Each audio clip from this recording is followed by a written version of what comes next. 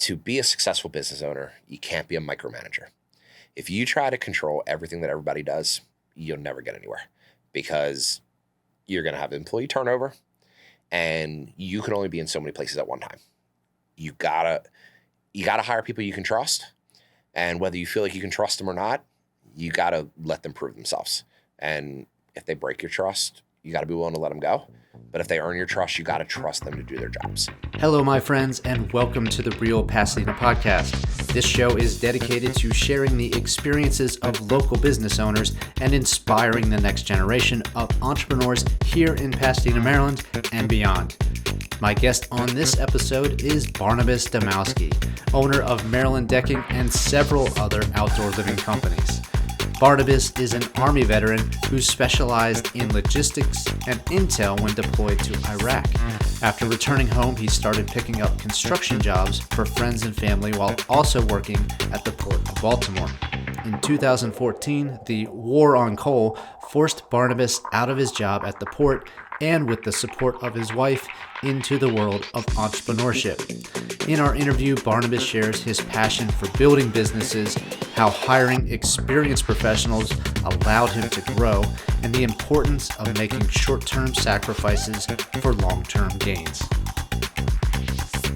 This episode is sponsored by Buxton Media Productions, your one-stop shop for video production, podcasting, and editing services. Whether you're looking to produce a promotional video for your business, create more consistency with your social media content, or even start your own podcast, Buxton Media Productions has everything you need to get started. They even have a local studio right here in Pasadena where we're recording this podcast. To learn more, visit them online at buxtonmediaproductions.com.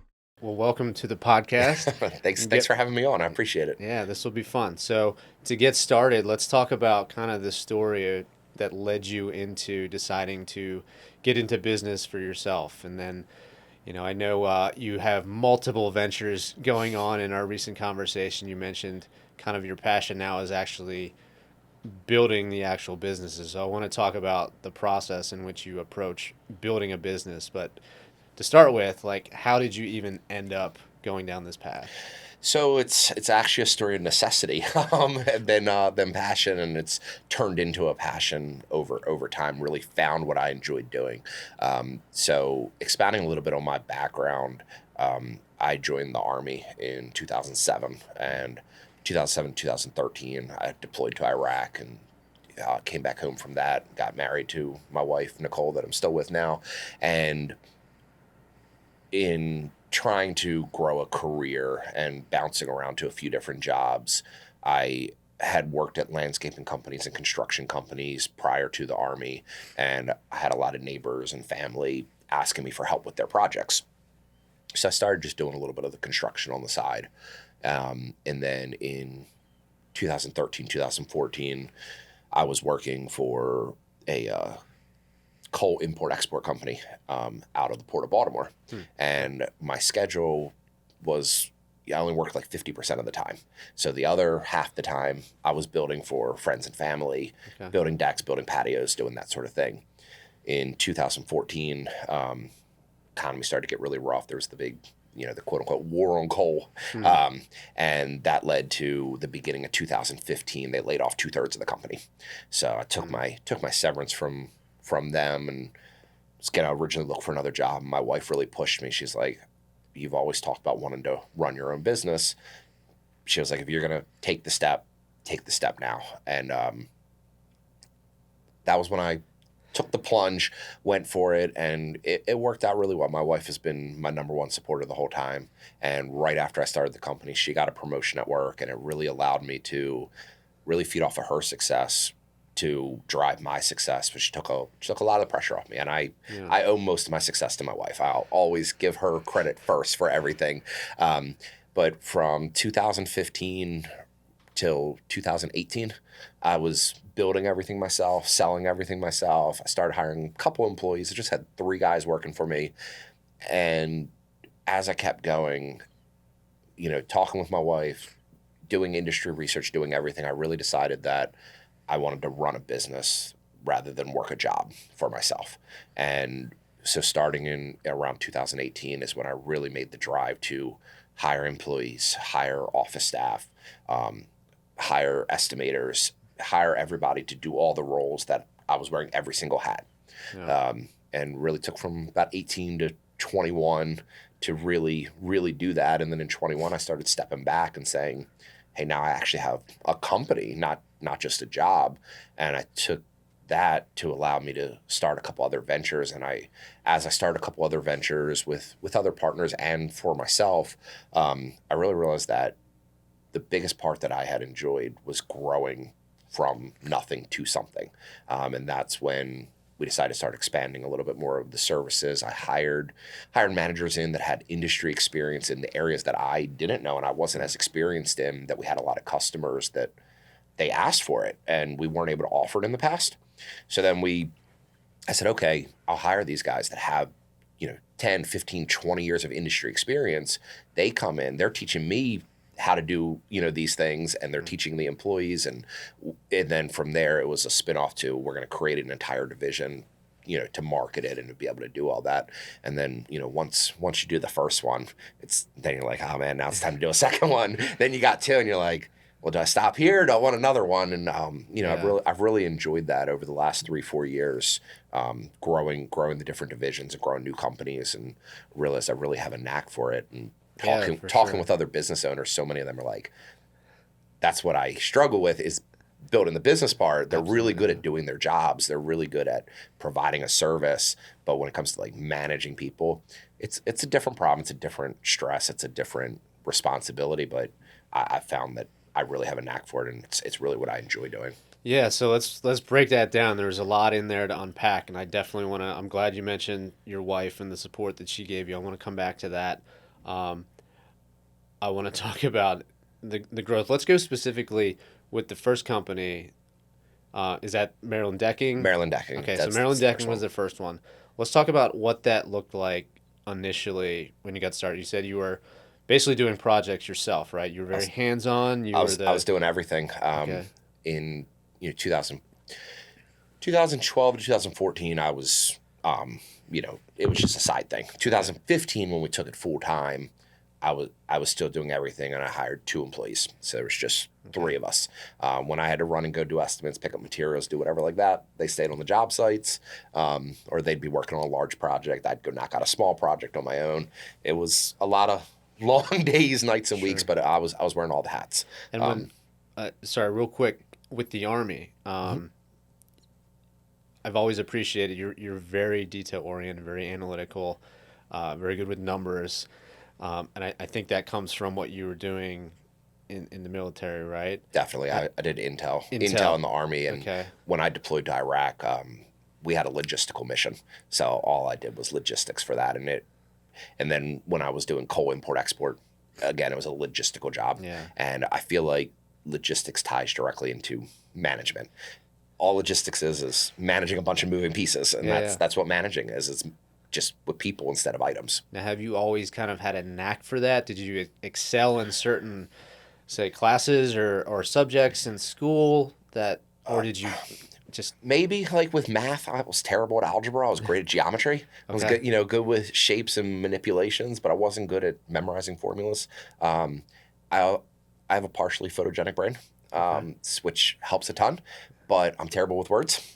So I'll remember what the whole wall looks like, and I won't remember what words are written on the wall. But I can tell you all the colors, but I can't tell you what it says.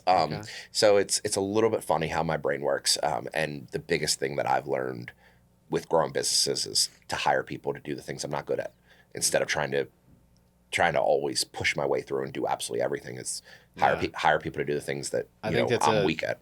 A big challenge, a big almost something that might be contested is to, I'm not good at something. Should I focus more energy on getting better at that, or should I delegate that and just focus on the things I'm good at? Yeah, when I made the mindset shift to growth versus trying to do it all myself, it allowed me to do more things. It freed up more of my time, and I found that hiring people to do what I wasn't as good at and me doing what I was good at freed up more time, because I can get what I'm I can get more things done that I'm good at than I can do trying to learn the things that I'm not good at.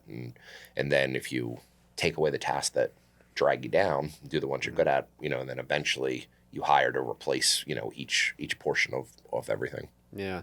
So obviously that's been, something that's worked really well for you, identifying where you excel at, and for building a business, it helps, as opposed to being the person who just enjoys swinging the hammer, right? I feel like that's a much harder position to get out of, to go to managing a company. What about like the challenges you face then, as you're doing all this stuff, you got the late nights, you're doing all the work yourself. You said you hired 2 employees. Like, what were some of the beginning challenges you faced as you started down this path of building a business? Having enough time. Okay. Thankfully, I lived in a great neighborhood that I got a lot of work pretty organically right off the bat. We were at a good time in the economy. I was in a new construction neighborhood that everybody needed a deck, patio, fence. And that neighborhood was 75% of my work for my first 2 years in business. So I got a really good leg up that a lot of people don't. And I think my biggest struggle was learning all the legalities. Thankfully, my wife majored in business in school. And so she helped guide me with some of that. Best thing I ever did was I hired a CPA year one. Okay. I know guys have been in business 3, 4, 5 years, and they're like, I've just always done it myself. And I'm like, I can't even imagine not having those conversations with my CPA quarterly. Yeah. And I've done that since year one, and that's kept me out of tax trouble, or finding out later that I got to go back and redo things. Really just trying not to do things twice. But it's a lot of late nights, it's a lot of weekends, a lot of time. But from year one, one major focus with starting the company was to make sure that we had time for the family. So we've always worked Monday through Friday, and Saturdays it's never more than a half day if we even work Saturdays. And I still, to this day, with 60 some people working for me, we still do the same thing. You got to accommodate your customers' needs. So we'll still have the evening estimates. We'll still have the Saturday morning estimates, but we never work on Sundays, and we make sure that everybody has time for their families. Because a lot of us are workaholics, myself included, but we've really put a concentrated effort to not schedule things for the company. And I think that's also helped with my growth, because it used to be, it'd be 10, 11, midnight, and I'm still working because that's what it takes to get it done. But by taking every day at 5, 6 o'clock, stopping to have family dinner, and not getting back to work till 8, 9 o'clock after I put the kids to bed, kind of forced me to say, hey, if I can't get all this done, I got to hire somebody to do it so I can get done during the day. And a lot of people say, well, the employee costs money. It does. It is more expensive. And yes, sometimes it does cut into the profits, but it's not all about just the money. It's about building the team, building a future, more than just trying to squeeze every dollar out of every job. And getting that time back. And getting the time back, exactly. Since I've started the company, minus a couple of exemptions, I didn't miss any of my oldest's baseball games, and he's now playing baseball in college. And my youngest one is now racing motocross, and I have to go to all his races. He can't ride without me. But it's allowed me the freedom to be able to do it. That's amazing. That's great. So let's circle back to your wife and the support that she provided, and if there's anybody else, certainly give them a shout out. But getting started in business, I can speak to my own experience. It's scary, right? The safety net's gone. You don't know what's going to happen. You could go to the moon, or you could completely fall on your face. So I think having the support there is crucial. You mentioned, she was critical in your success. Is there anything else like you would want to touch on in that, just for somebody else who's getting started, who, maybe they're single and it doesn't matter, but maybe they're, in a relationship and they're thinking about, I don't want to work this job anymore, I want to start a business. What does that conversation even look like? Your spouse can be your biggest cheerleader, and they can also be the biggest anchor in your growth. You got to make sure you're with the right partner, whether it's a business partner, spouse, girlfriend, whatever, boyfriend, no matter what, if you don't have people on your side and in your corner, it's going to make it 2-3 times as hard. My wife has always pushed me to be successful, and she has the same mindset as I do. And obviously it's always developed and it's a moving target over the years. But our biggest thing, like currently right now, is make sure that our employees are taken care of and provide good jobs and a good environment, and the rest will work itself out. There's been plenty of times I've gone without a paycheck, and she knows it, and she picks up the slack on that end. And there's other times when business is booming, it's great, and the extra money's there. But she's always supported that, and she's always, handled the personal finances on the back end, making sure that we can float that and not spending every dollar that comes in. So then it adds stress on me when business is struggling, and it's like, oh my gosh, how are we going to pay the bills?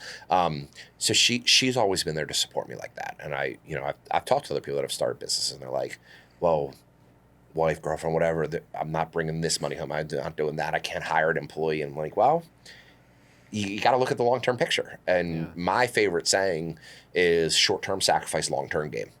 If I see the long-term gain, I'll make any sacrifice I got to make to get there. I'm not a instant gratification kind of guy. Let me see that big picture. That big picture says that I can have multiple businesses. I can have an entrepreneur lifestyle. I can have this. I can have a lot of people working for me. I can support a lot of families, see a lot of guys that are able to take care of their kids, take care of their families that they weren't able to do at other places of employment.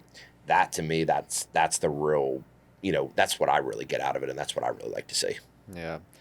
I always go back to that marshmallow test where they say, some of the most successful people, it's that delayed gratification.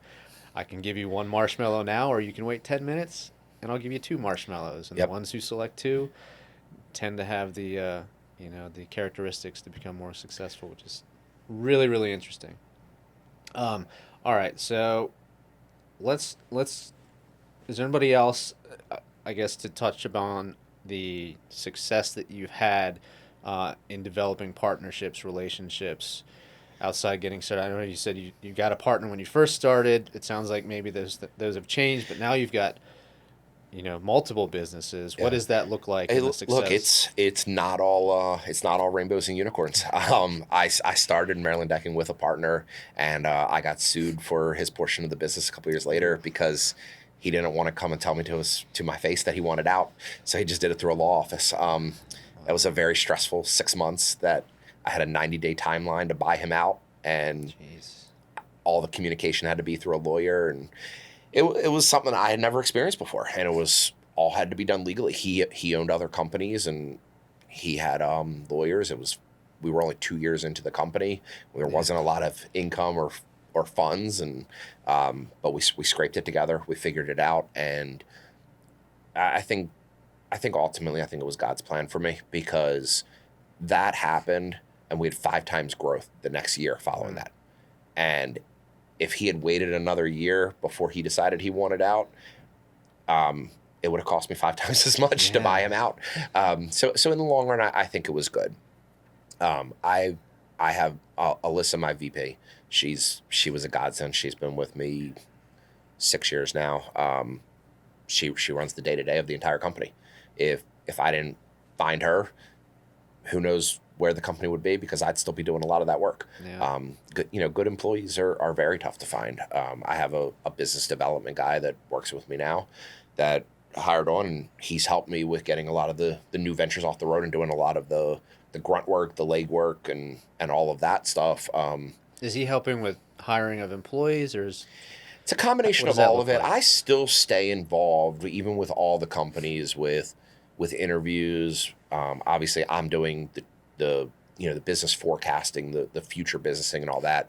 But with any business, especially when you're standing it up, there's so much just runaround work that goes into it, because like, for example, now with where Maryland Decking is, I have a manager for fences. I have a manager for decks. I have a manager for patios. I have a manager for screen-in porches. I have a CAD drawer on staff that does all my permitting. I have 2 people in the office that just process all the paperwork. I have a full estimating team. Well, you can't hire all that. I mean, maybe if you have enough money, you can, but you can't hire all of that and float all those funds for your first year or 2. Sure. Right? You gotta wear those hats. Right. You gotta wear all those hats. Well, when you're running multiple businesses, you can't wear all those hats and do it in multiple places. So I have a great guy that works for me now that's what he does. When we stand up a new division, he wears those hats and he runs around and he helps me with all of that. And we do that stuff together. And then as soon as we get those divisions to a size that we can have that it can support the salary of a manager, we get a manager, train them up, put them in place, and then move on to that next one. And it's just, it's a systematic approach to it. What's up, Pasadena? I'm James Bowerman, your Pasadena Realtor and host of the Real Pasadena Podcast. As a lifelong resident, I've experienced firsthand what makes our town such an amazing place to live, work, and play. As a local real estate agent, having the opportunity to serve so many wonderful people in our community is truly a great honor. If you're thinking about making a move, let me show you how my knowledge and experience can help you achieve your real estate goals. To learn more or to schedule a private consultation, please visit realcreativegroup.com. So, going back to something you said earlier about essentially surrounding yourself with good people, the people who are going to support you. What's your approach to that, and how did you find this guy who seems to be such a critical, important role? Honestly, if I had an answer, I'd have a whole lot better of a team and probably have a lot bigger company. You hire about 10 people to find one good one, and it is a constant cycle, and it's also why a lot of businesses stay small. It's a very frustrating part of being a business owner is hiring. I hate firing people. I really do. I give people as many chances as I can. But unfortunately, a lot of people take advantage of business owners on the employee side. And on the flip side, a lot of business owners take advantage of employees. I'm not naive to that at all. And, not everybody's a good fit. But you hire people that are great in the interview, and maybe they're even good for the first year. And then 2 or 3 years down the road, it's like a complete switch, and they're not the same person. They're not working the same, or whatever, you catch them, stealing from you or lying to customers or messing up contracts or whatever, right? Like there's a certain point where, you have to let them go. And both of my most key people, my top sales guy is a medically retired police officer. My VP came from working in a salon and worked up literally from the bottom, just answering phones and just incredible work ethic and worked all the way through. My business phone guy came from landscaping, but likes to educate himself and works his tail off and he's like me. We're in a million places at once. We're on our phones all the time. Our industry is best for people with ADHD because it's never the same thing, and it's definitely not tedious, but you kind of get pulled in 6-7 different directions all at the same time, and I think people with ADHD really handle that almost better than anybody else. So it's kind of played to my inability to just focus on one thing, having a lot of things going on at once. Yeah. So let's get into this whole idea of building a business. Yep. The systems, the processes. You created one, then you created another. How many do you have now? So I'll be honest. I've had 2 fail that I've started up and they never gained traction. Hundreds of thousands of dollars down the drain in certain ventures. At some point you got to pull the plug. So it's there's not a perfect formula because I also I have 5 right now and they're all doing pretty good. 6 and 7 are gone. So I wish there was a secret formula that would make it easy. But the biggest thing is besides decking where I did it and started from the bottom, the additional joint ventures that all tie into this outdoor living theme that I have an extreme passion for. has been hiring industry experts. Like when we started doing more of the irrigation and the lighting, it was a big demand from customers that we had turned down for years. I know absolutely nothing about irrigation. I did landscape lighting from back when I had a high school job and worked for a landscape company, and we did it, but it wasn't a focus because it wasn't as big and it didn't tie in as much with the construction side. With demand, with people not being able to find companies that could service them, not having the communication, which is what we really try to pride ourselves in, I found a guy looking for a new opportunity that I actually coached his kid, and he was talking to me, and we sat down, and he had been doing irrigation for 20 plus years. He knew it from commercial to golf courses to residential to everything. And I said, look, it's a service I'd like to add, but I need the right person to run it. And we talked off and on for over a year. And one day he just called me out of the blue and he's like, hey, I'm really ready for just something new. We've talked off and on about this, for over a year. You want to sit down and talk?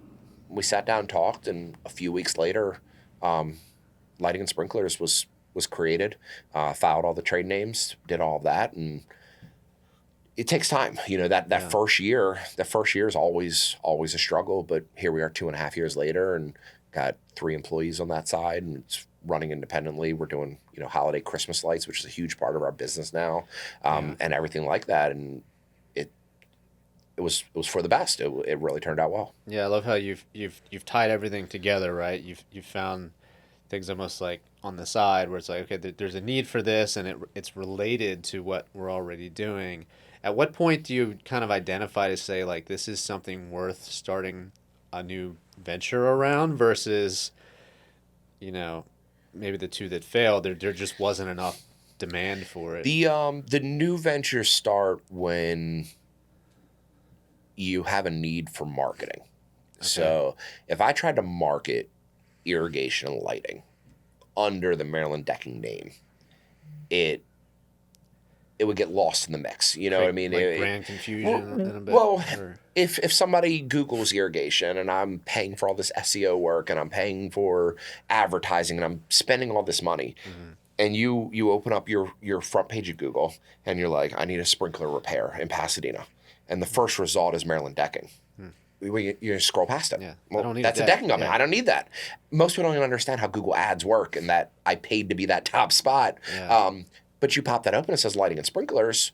Well, now you're going to get your sprinkler repaired, and you also know that we offer that outdoor lighting, and a lot of times those installs are also done together. Yeah. So we actually did marketing research of this space for what people looked for, and that's actually why our name is Sprinklers rather than irrigation. Because less people know the term irrigation unless they work in the industry. Most people say, I got sprinklers in my yard. So that's actually how Maryland Decking was named, because people usually Google, I need decking in Maryland. Yeah. So we naturally get that SEO work. Lighting and Sprinklers, same thing. And then we've kept the Maryland in the name and all of our logos are designed the same, so that way it's for brand recognition. We do use different colors here and there and things like that, but trying to really just create that family of companies so that way people can recognize that we're all run the same, same owner and that sort of thing, but they're standalone divisions with people that specialize in it. I don't have a carpenter coming to do your irrigation system. I have an irrigation tech, and that's really where the splitting it out is why we decided to do that. Same thing with the pools, Is that the newest venture? I was going to say, what's the newest? The pools is the newest. We've done pools over the years, and it was just in the 1s and 2s for the high-end client that wanted to sign one contract. There was a lot of portions that were subbed out, and, we have this whole network of people that have worked with us for a lot of years, and it's something that I wanted to do, but I didn't have the bandwidth yet. As the other companies got up and growing and could run themselves, this was the latest one, so... Again, I found a guy, 15, 20 years in the industry, somebody that can coordinate all the projects, has that wealth of knowledge.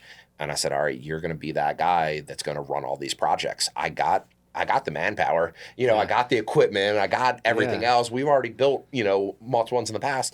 Now it's just going to be something that's advertised and grow to where instead of doing 1 or 2 a year, we're doing 50, 100, wherever that ends up. Yeah. So to close that out, what's the vision for the future for the Maryland Ventures? The ultimate vision, I think, really is just kind of like where decking is with all the divisions, having multiple people. But I think really what I value more than anything is having a good team, having good people that work for us, creating a good environment. One of the things that I do with my entire management team, all my sales guys, is we do a yearly end of year review every year for them to tell me good, bad, the ugly. It's all one-on-one, so they can speak their mind, speak freely. And when half my guys come in and say, this is the best company I've ever worked for, or you're the only boss that I ever felt like has cared about his employees, like that to me means more than anything or any amount of profit or anything like that. Yeah. Because there's been times that I haven't taken a paycheck for 6 months just to not lay my guys off. And then there's other times where it's rolling in and people are like, oh, it must be nice to be a business owner. You make so much money. And, you don't always see that. And I try to not show that, what I mean? Because, it's more important for me to have a good team and have good people that have a good job, that are in a good environment, that like what they do. Yeah. And so the ultimate goal is everything running on its own. And my 5-year plan is to open some, commercial retail space. Right now I still run all of it out of my house. Even with all of this, I have a couple contractor yards, but we don't have an actual storefront. Mm-hmm. So I was kind of did that to keep overhead down. We're kind of at that size now where I want to open that up, and then, there's always the option of distribution and supply in the future. But right now we have really, really good partnerships with our suppliers that are two-way. I'm not just a retail customer anymore, and I really value those relationships. So that's not the near term. Things always change, but I think the biggest near term is having a commercial storefront so that with a full showroom, so people can come in and design their stuff in a setting like that. Right now we do all the design in your living room. We come out to your house, we design the whole thing, but some people want to see some of the stuff that's built. So that's kind of the next the I can only imagine what that's going to look like. Yeah, and like talking about failures. 4 years ago, I bought a commercial property to do it and ran into major issues with development and permitting with the county. Got approvals for my permits, realized the construction cost was well beyond what I was willing to spend because of, got more of a rural lot. And the county's like, you got to extend the whole road, the water, the electric, the everything. I was like, I'm $1 million into the property before I built a building. It wasn't going to happen. So another valuable lesson. Again, it took 2 years for permitting. Sold the place. Commercial real estate moves very slow. Mm-hmm. We're coming up on 2 years. We're finally going to settle this year. So, wow. I remember when you bought that. Yeah, you did the transaction. So, you've seen, stuff happens, and you take the good with the bad. You got to roll with it. As a business owner, it's definitely be able to roll with the punches and that. And yeah, that's good advice. I think that's one thing I also go back to is just it's not failing, right? It's learning, but it's being able to keep going. You get knocked down, you get up, you keep moving forward. Different class of character, I think. So let's a few. We're gonna end with a couple more fun ones, but the one I do want to specifically ask is just advice for someone who's seeing what you've done and thinking, this is a path. Yeah. What if you could go back and talk to yourself, 20 years ago and give yourself some advice, what would that look like? So I tell everybody this that asks me that wants to be in business. And so it might sound a little bit, not so much scripted or rehearsed, but it's definitely not off the top of the head. I tell this to everybody. To be a successful business owner, you can't be a micromanager. If you try to control everything that everybody does, you'll never get anywhere because you're going to have employee turnover and you can only be in so many places at one time. You gotta hire people you can trust, and whether you feel like you can trust them or not, you gotta let them prove themselves. And if they break your trust, you got to be willing to let them go. Yeah. But if they earn your trust, you got to trust them to do their jobs. I tell my guys, if you don't talk to me until your year-end review for the whole year, you were doing something right. It's not that I'm trying to avoid you. Yeah. Because I tell my people, you have a job to do. And in the background, I check the metrics. And if you're doing your job, we don't need to talk unless you want to talk. We'll hang out. We'll go get lunch. But other than that, I let my people do it. Yeah. A lot of my most successful employees are former business owners that never got more than just 1 or 2 man crew.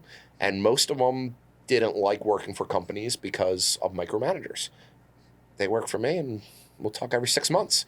Yeah. But they always do their job and I don't have to worry about it. It's great. And then the other thing is always be willing to learn and always be willing to change. If you can't adjust as the times change, you'll get passed by. If you can't adjust and you're so rigid that you have to do things your way, it's going to be hard to be successful. You might get successful in the mini flashes, but you got to, to be long term, you got to make adjustments. And then always learning. The most successful people I've talked to or get feedback from or do it, they're always learning, whether it's reading or taking classes or doing whatever. It looks different to everybody. What does that look like to you? Because that was one of my questions, like books, podcasts. Yeah, so I'm a little bit different than most people because the first thing that most people are like, read a book, and then half of them are selling a book, and I don't like it. I've gone to some conferences that I've liked. Most conferences I found are a waste of money or a waste of time. I think the biggest thing for me has not been any formal type of education. I like to talk to successful people and not have a lesson. If I have a roundtable discussion and I'm the least successful person at the table, I can take more out of that conversation and become more successful by listening than always trying to force it or, walk up to that millionaire and be like, well, how do I afford a Ferrari? Or we can just have a conversation about what do you do in your business? How do you manage your people? How do you, what works for you? And I just take all those little snippets, all the little tidbits, and I put them all together and I say, okay, well, what can apply to my business? And that's where I've always adjusted my approach. Every year something changes. And I feel like that's a lot of what's led to my success is always just being willing to learn from everybody around me. If I go to Grant Cardone, well, he doesn't sell what I sell, but he's got good stuff. And I pick up, tidbits there. And then I pick up, you watch Shark Tank and you don't listen to what they're talking to the person that's pitching. You listen to that 3 seconds out of the whole thing where they're like, in my business, I did this. And you're like, that makes sense. That was what was already successful. We're not talking to that person that's trying to become successful. They're telling you what worked. And you take that, you take this, and you put it all together. And then all of a sudden you're like, hey, I actually created something. And like the other day I was sitting down with a new media company that we're doing some advertising with. And I was talking to someone who had worked in multiple large home improvement companies. And I just asked her, I said, well, what worked with your sales team, with your media, with that, in that space before you came here? Yeah. And I was like, hold on, that this $1 billion company is doing, that's something I did, but I never formalized it. Yeah. But it's what we started to do anyway. That works, yeah. And I was like, okay. And then I was asking more questions and I was like, okay, building off of what we're already doing that works, that was one step out of a 5-step process that this $1 billion company does. And I was like, do you have those other 4 steps that you guys are successful with? And she's like, oh yeah, I'll send it over to you. Sends me an email and I'm like, half the stuff we already do without a formalized process. And now seeing this company that's super, super successful doing the same things that I came up with, what I thought was organically that nobody else did, you realize, hey, other people are already doing these things and you find your own way to it. Yeah. Now I can take this and I can formalize this process. Now I'm able to take with a little bit more insight. She connected me with her boss that is now retired, and we had a one-on-one, and he talks about the same things. And now we have a formalized process that we're implementing over the winter to try and help our teams to be more successful this summer. All just from sitting down and having lunch with a magazine that we're putting an ad in. and having that drive to learn and the willingness to listen and the ability to execute. Yeah. That's the biggest thing is I never think my process is too good. I never think the way I do things is the only way or is necessarily even the right way. But I also don't just switch everything at the drop of a hat. You just got to always take everything with a grain of salt. And, and some stuff doesn't work and you got to, shoot, that sucks. Got to circle back and start back over and do it all over again. Part of the process. Yep. Awesome. Yeah, definitely part of the process. Failing is part of the process. You just hope that your fails are small and your successes are big. Absolutely, 100%. Yeah. Well, this has been great. Really good information. I'm grateful to know you and be able to watch you succeed and grow with all these companies. It's really impressive from the outside looking in. So congratulations on everything so far, and best of luck moving forward. How can people maybe connect with you? Where can they find you? Yeah, Maryland Decking is on all the socials, Instagram, Facebook. That's our biggest company, our biggest presence. info@marylanddecking.com. Email us, 443-637-2429 is our main office line. I'm on social media. It's just Barnabas Domowski. Always happy to connect and network and are you guys hiring? Talk to people. We are. We're actually looking for some designers and sales reps currently. Probably around March, we'll probably be looking for some additional installers and manpower on the install side. But we're reinforcing and adding to the sales team right now. Excellent.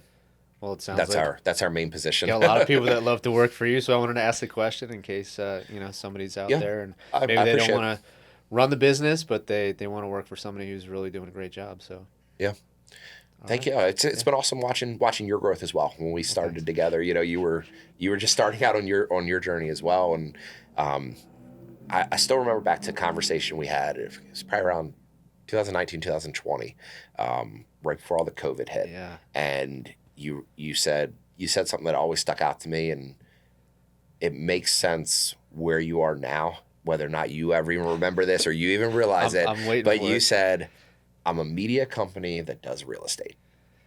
And where are you now? We got Real Pasadena. Yeah. You're a media company, right? You still have real estate. I do remember that. And I said back to you, I said, I'm a marketing company that does outdoor living, because without marketing you can't grow. Yeah. And you're media marketing, and it's been awesome to watch you as well, because I know you kind of finding your way when I was finding my way, and it's awesome to see where you're at, because this stuff it's a foreign world to me, just like my side is the same thing. So I love when we can collaborate on projects, because you always bring that fresh mindset and something different. And I think every time we meet, you always say something that I'm like, I'd never thought of that before. It's nice to cross industries. It's fun.